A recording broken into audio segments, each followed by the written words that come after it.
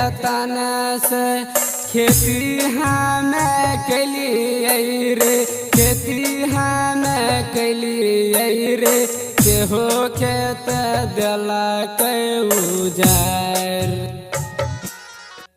हाँ सेहो खेत दिलक उजाड़।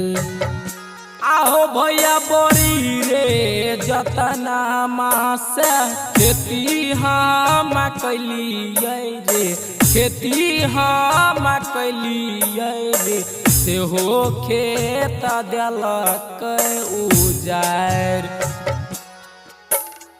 कवन मुअन दिलक उजाड़,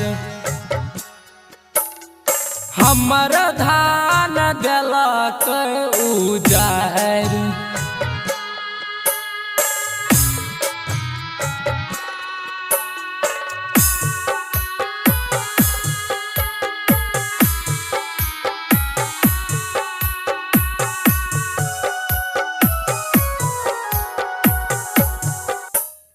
लानी लानी खाद पानी किनी किनी दिलिए रे, लानी लानी दिलिए रे, सेहो छौरा धन लेने जाए,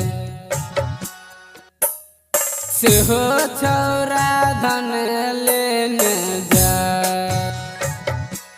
आहो भैया लानी लानी खाद पानी किनी किनी दिलिए हो, लानी लानी दिलिए हो, कवन मुअन दिलक उजाड़।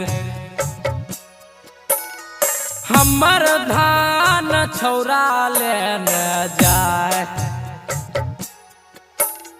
हमर धान दिलक उजाड़।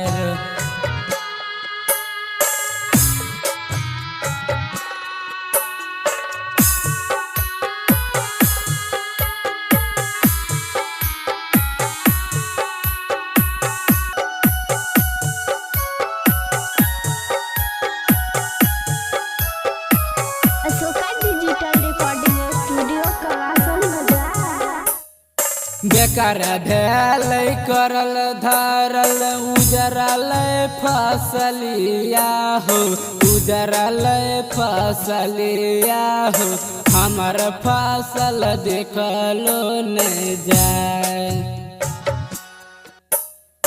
हमर फसल देखलो नहीं जाए।